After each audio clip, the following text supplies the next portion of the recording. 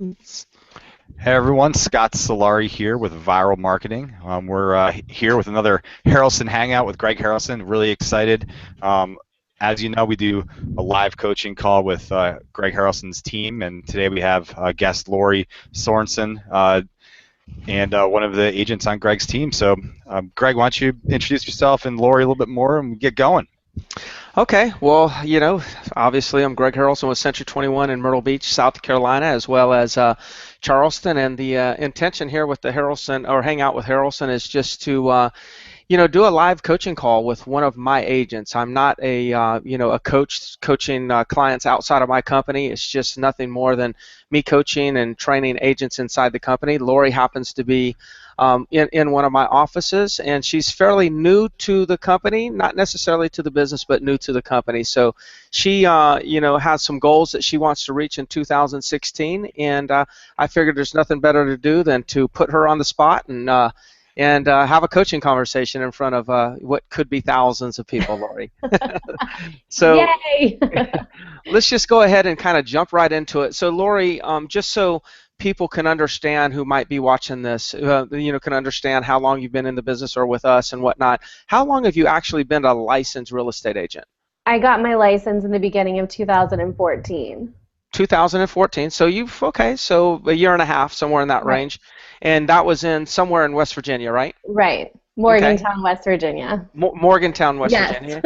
And so far this year, Mhm. 2015, I think you've been at our office for 4 months. So you Right. relocated to Myrtle 4 months ago. hmm And how many deals did you do in 2014, your first kind of year in the business? I had 11 closed deals. Okay, you closed 11. And hmm were those majority of those buyers, listings? What was the mix? It was about 50-50. Some Okay. buyers, some sellers. Okay, and then this year, what do you feel like you're on track to close in 2015? 25 deals.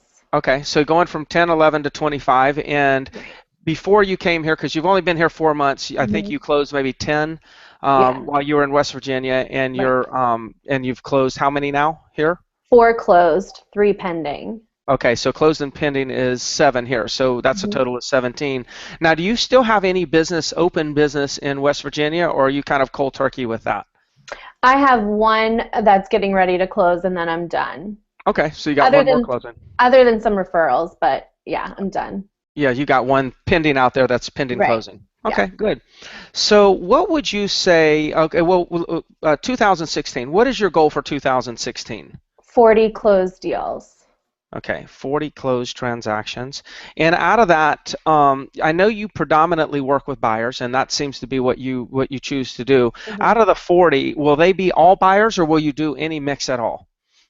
I'm gonna say all buyers, but I mean I would take the occasional listing, but You, okay. I would if if asked, but I, If I they like working with buyers. so if they twist your arm, you Yeah. I would list it. mean, right. They Okay. begged me. Got it. So just kind of curious. I mean, why would you choose? And this is not a challenge. This is really hmm there's a purpose behind the question. Why do you feel, or why are you choosing to work the buyer side of the business versus the listing side of the business? And if somebody's a listing agent, I would ask them the same question: Why are they Right. choosing listing versus buyers? But why are you gravitating towards that side of the transaction? I enjoy working with buyers. I like searching, for the home that they're looking for. I like the going out, viewing the property with them, and I really like the ultimate goal is to find them a home, and I love that process. I Okay. like the process of helping people. They're, getting to know them, getting in rapport with them. I enjoy that process. Okay, so what I'm gathering is that, and I don't want to give you this, I don't want to say this is who you are, but what I'm Mhm. gathering, whether or not it's correct or not, it seems like to me you enjoy the relationship side of the business, like what the relationship that can be generated through the process of looking at properties, searching properties, because it's always a really good feel good thing. Somebody's going to Right, buy a piece of real estate. right. Is is it the relationship side that you really like? Yes, Okay, good. yes. All right. Sometimes So, that's a bad thing. well, it can be. It depends. It depends on who's leveraging who. I mean, it can be a bad thing if you're allowing the buyers to take advantage of that. It Right. can be a great thing if you're not allowing them to take advantage of it. So I think that's something you have to be careful Right. of. What would you say are your strengths as a buyer's agent?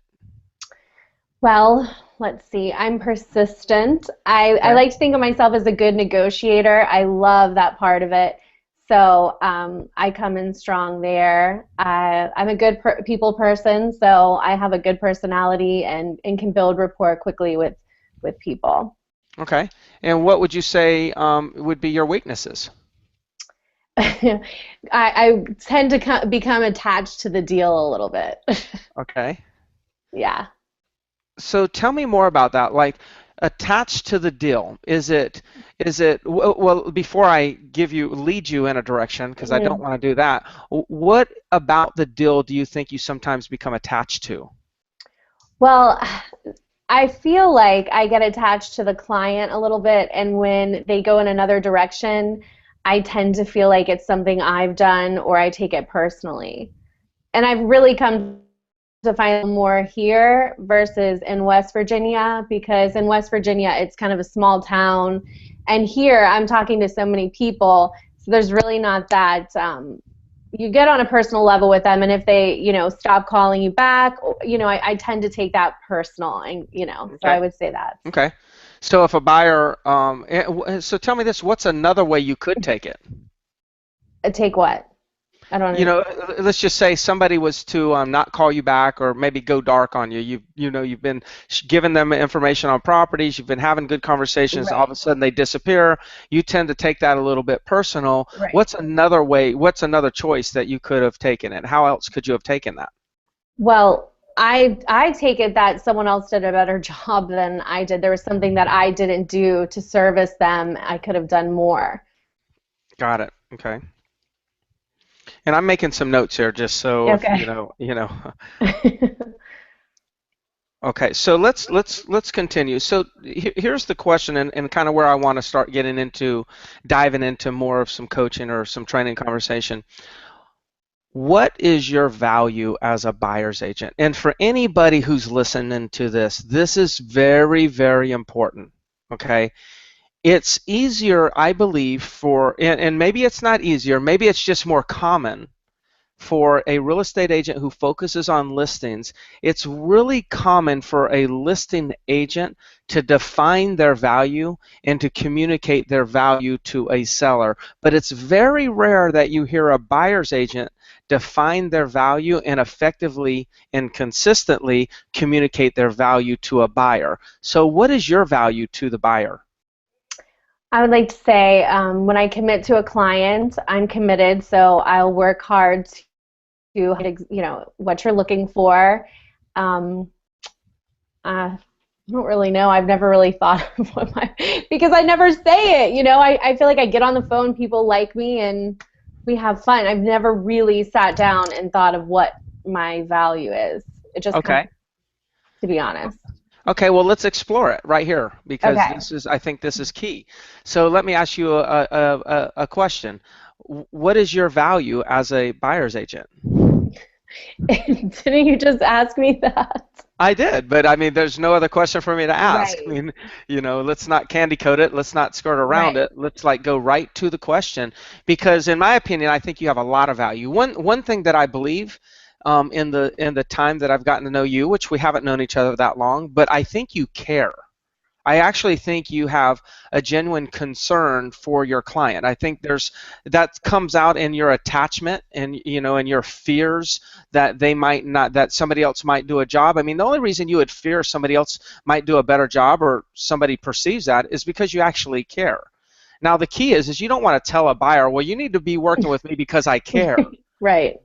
But the key is why if that was something that resonated within you, the real question is why does caring matter? Because ultimately, I think so many people, so many buyers that are in the marketplace, they are starting to feel like and let's face it, they do have the power of information. Okay, so we no longer are information agents. We might be interpretation agents. We're no longer information agents. We're past that, where the buyers typically know more about the property on the first phone call when they call us than we know, because they're catching us off guard, right? They're already on Zillows and Trulias. They've looked at all these things about the property, and they're calling you to get a few extra details. And you're starting at zero. You're saying, what is that property again? So what the challenge I see in the buyer's agency side is buyers feel like they have all the information. So in their eyes, a buyer's agent, in my opinion, has less value today than they've ever had since I've been in the real estate industry for over 20 years. So I don't really truly believe that a buyer's agent has less value, but I do believe the consumer is starting to believe a buyer's agent has less value. So if the consumer is starting to believe that the buyer's agent has less value, then they're likely to have less loyalty to a buyer's agent. Right. On the flip side, anytime a buyer crosses paths with a buyer's agent who is crystal clear on the value that they bring to the transaction, the loyalty factor goes through the roof, because it's going to be really rare. We know buyers are going to go on to 20 different websites. They're going to get 20 different agents calling them. They're going to get email alerts from 20 different agents. Why should they choose one versus another? I'm telling you right now, it's going to be because of the value that you bring to the table. Now, here's the key. If you're the only one who knows the value that you bring to the table, then it's irrelevant. You have to be able to communicate the value. So what are some possible values that you think that you bring to the table? Well, we'll start with number one. I do care. Okay, good. I do believe that. I do care. Number two, I understand, what a big decision they're making, and I think it's nice to feel like you have someone on your side. So, making sure that you're seeing all the possible properties that you want to see, and someone that, actually cares if you're happy or not just to make a sale, which I guess that would be number one too. Yeah. Well, so yeah, here's a thought. So, I haven't said this to anyone else, but for some reason it's just coming across with you.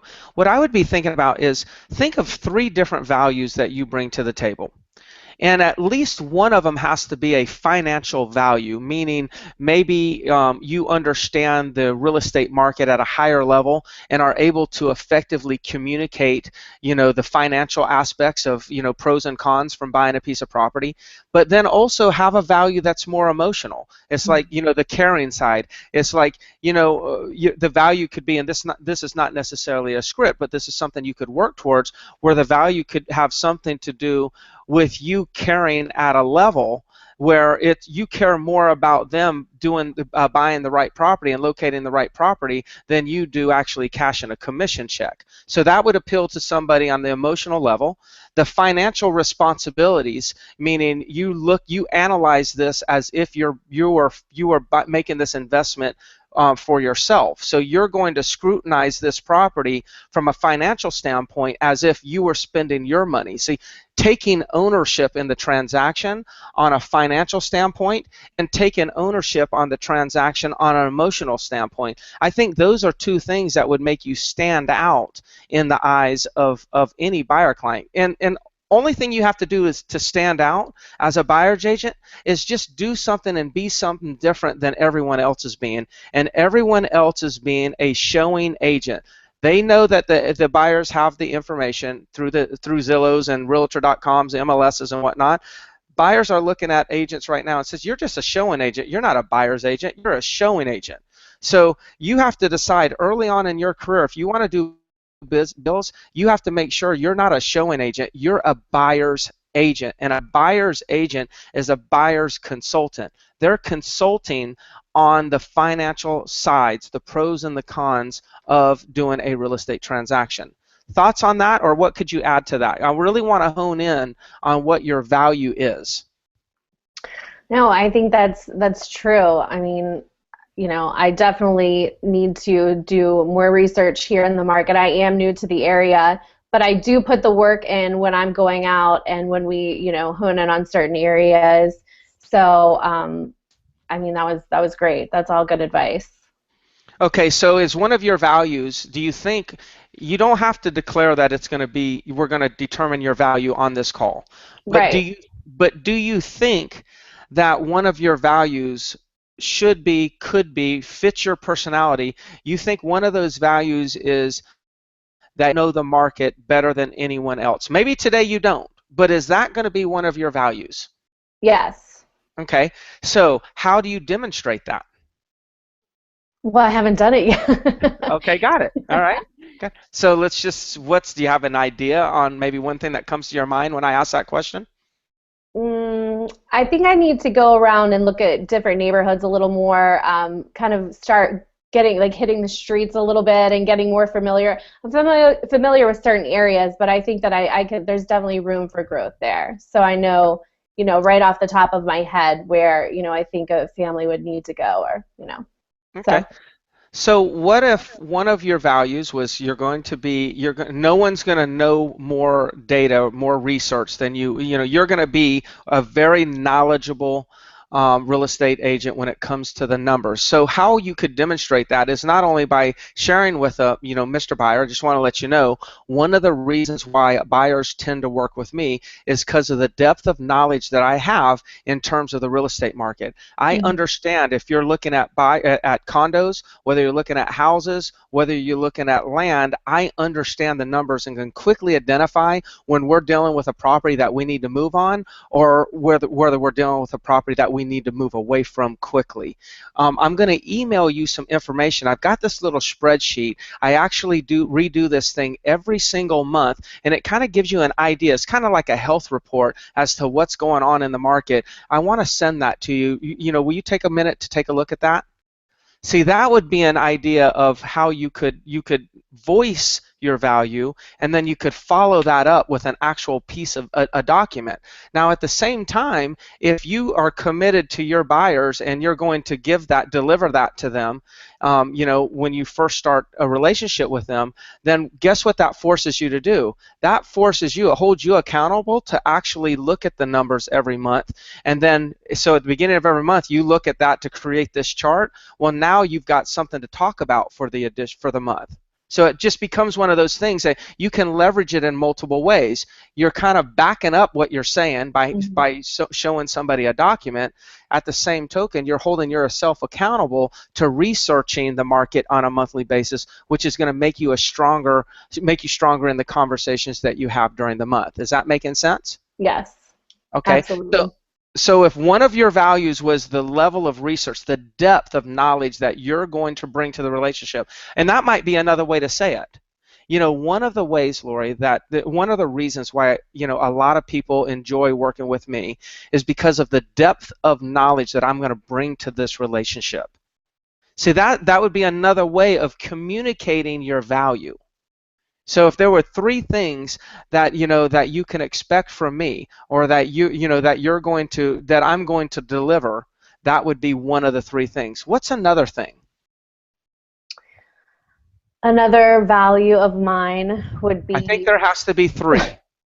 There has to be three. Yes. Okay, so I care, the level of knowledge. I would say that I don't know. What about acting as a fiduciary, or just being honest, completely honest in their best interest? Transparency.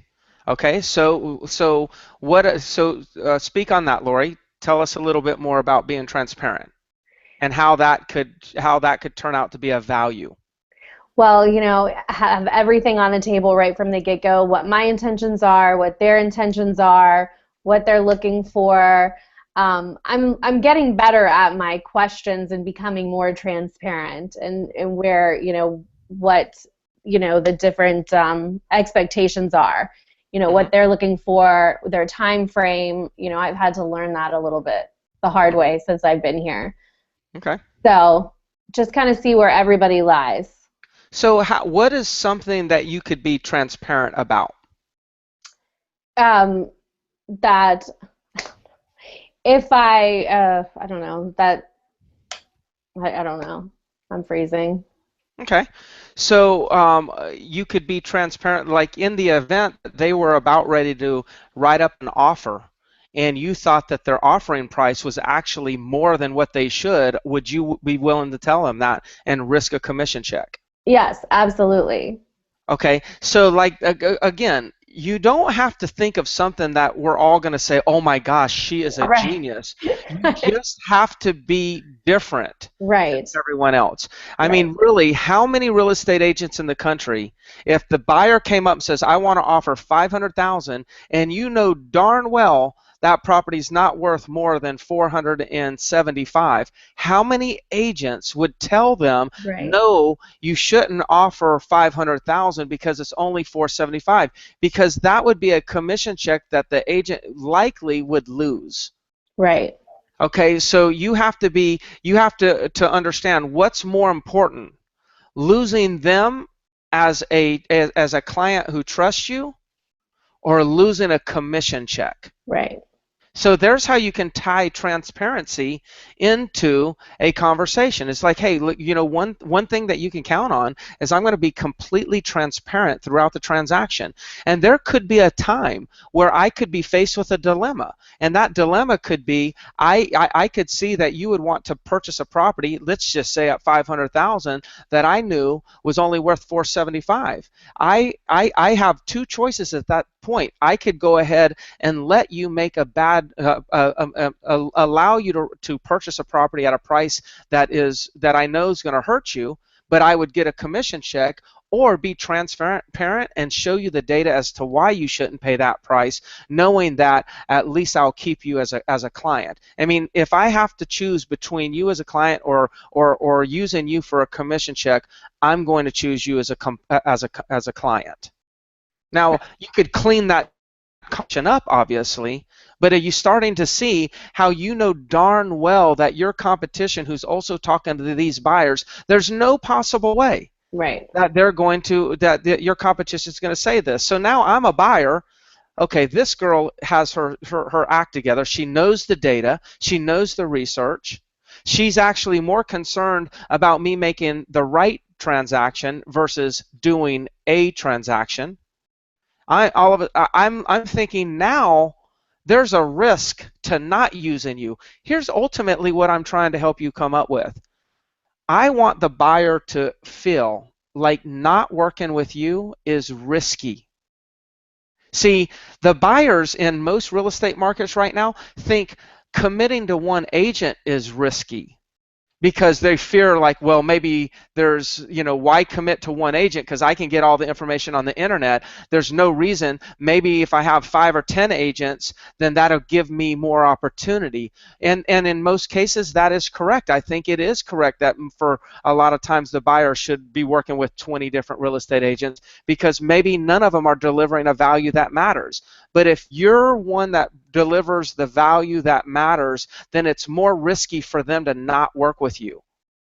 And it's up to you. It's your job to communicate that value to the buyer. The buyers are more loyal than we've ever made them out to be. People say buyers are liars. That's not correct. Buyers are only liars when they're dealing with agents that are not delivering value. That's all it is. So the third, we have one more to go. Oh, what do you think it could be? I've had a hard time coming up with any of them. I don't think you've come up with any yet, but that's okay. I've agreed with you. So, yes, okay, good. Oh, the third value. I mean, I'm fun to work with.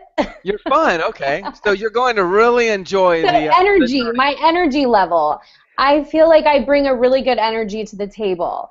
Right from the gate. I took buyers out this past weekend, and I could tell when they got there they were in a little bit of a foul mood, and right as soon as they walked in the door I was excited, and the whole day was so much fun. I got you. Okay. So how would you articulate that value to me? Because I'm kind of like, the energy that you just brought to that conversation right now, I'm starting to believe, you know what? This might be a great value. Right. You are convincing me, but how would you articulate that? Well, I think energy is important, because who wants to go out and spend all day with someone they're not going to have fun with or be excited for them? I mean, if you make it a fun process, it is a fun process. Buying a house can be a very stressful thing. And if you're with someone that has a good energy, then you're going to have a good energy. I mean, there are going to be bumps in the road, but if when your agent answers the phone and that they're going to make you feel better and they're going to be upbeat, that makes a difference at the end of the day. Yeah, I'm sold. I love what you just said. If you make it a fun process, I think you said, then it will be a fun process. So what I'm visualizing you saying something like, Lori, I tell you, beyond the fact that there's no one's going to be more informative and give you the proper research than I. And then, of course, you talk about transparency. I said at the end, what you're going to like best is this is going to be a fun process. You're actually going to enjoy going through the process of buying a piece of property. And I say that because there's going to be bumps in the roads throughout the process. We might be, have some disappointment somewhere down the line, but I can assure you at the end of the day, when you get the keys and you move into this new property, you're going to look back and say, wow, that was an awesome journey that I was just on. So you could kind of go there with that. I think you could do that. I think you can get away with that with your personality. I can tell you Greg Harrelson could never get away with that because it wouldn't be authentic. Right. It'd be like, that's crap. There's no way. I'd be angry before I could even finish the damn script. So let's assume for a minute that your three values are knowledge, and you're going to couple that around research. It's transparency. So you're going to choose the right path and choose them as a customer before you're going to choose the commission check. You're going to do the right thing at all times. And then the journey is going to be one that they're not going to forget, and they're probably going to just start talking about it and telling friends and family members that they need to work with you. Okay, that's the type of fun that you want, where it's so much fun, it's such a great experience that they become raving fans. And you can actually tell them, the intention at the end of this is not only for you to buy the property that you want, but for you to buy the property at the right price and become a raving fan. If I do my job right, you're going to want to tell everybody, not because you're going to want to help me financially, because you want to help them enjoy the process just like you did. Okay, so that becomes your conversation that you want to have as you're starting to develop relationships on the front end. This is a front end conversation with every single buyer you have. Now, once you know the value, I wrote down 3 things here. You've got to future pace your clients. In other words, here's how I work. Here's my value.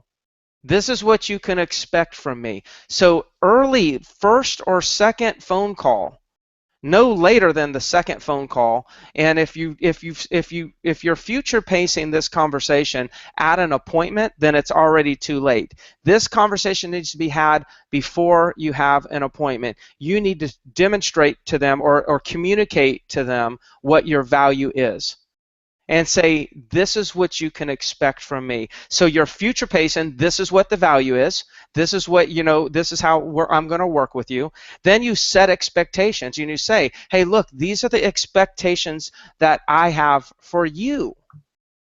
Not set expectations on what you're going to deliver. I think people go out this the wrong way. I think agents are setting expectations on what you could expect from me, but what I'm saying is you're going to tell them what they can expect from you, but then you're going to tell them also what you're going to expect from them.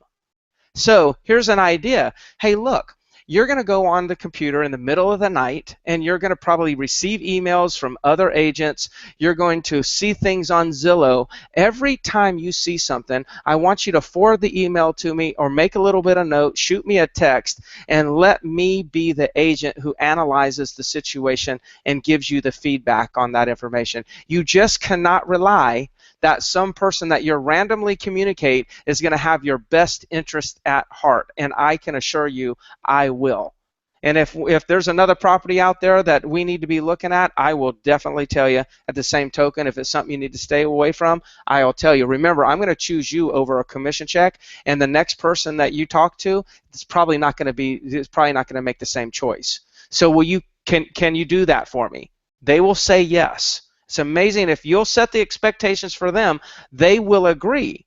Buyers agents are so upset because buyers do these crazy things. Well, the crazy thing is the agent never told the buyer, never coached the buyer on how to actually work with an agent.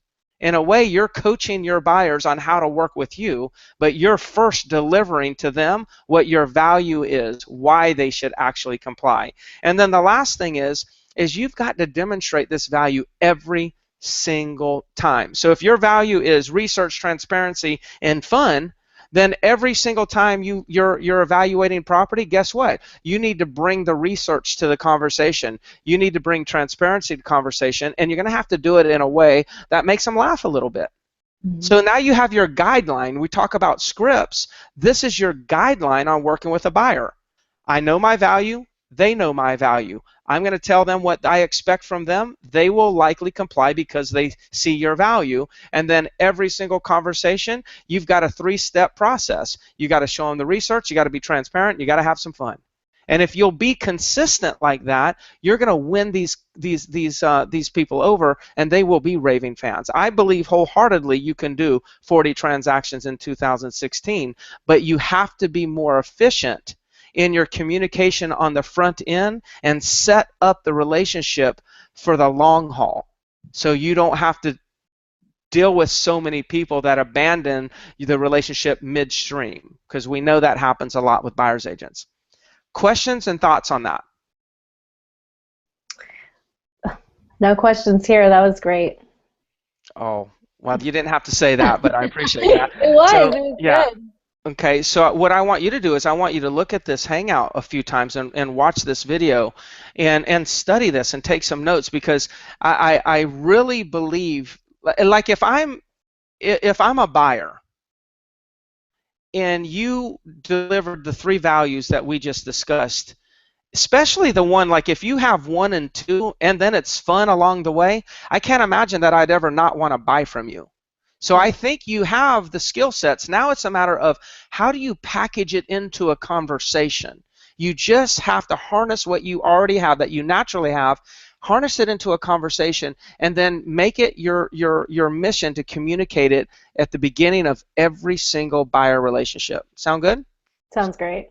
Scott, can you add anything? You got anything on that you've come up with or thought of while we're talking here? No, I think that's really perfect, and I think the 3 values you came up with, I think especially if you set expectations, if you do that ahead of time with your buyers, that is going to trigger something in their mind that they should be working with you. And going back to what Greg said about you want them to be concerned about not working with you, if you set expectations in the right way about the communication, just everything that you're going to be doing for them during the process, this is what we do here at Vyral as well, that's going to be key to keeping that relationship, maintaining it, and actually really helping them and doing what you love to do, which is care about helping them buy the home.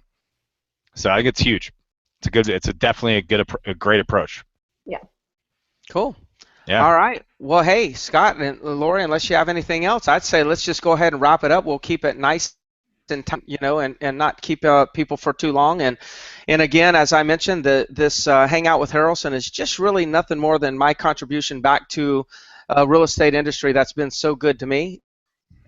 Just to make sure that I don't get a bunch of calls, and not that I would, but no, if you ask, no, I'm not a coaching company. I'm not, going to be coaching anyone outside of my companies or training outside of my companies. Just want you to know that, just to save yourselves a little bit. But Scott, until next month, and thank you so much, Lori. I sure do appreciate it. Have a great week.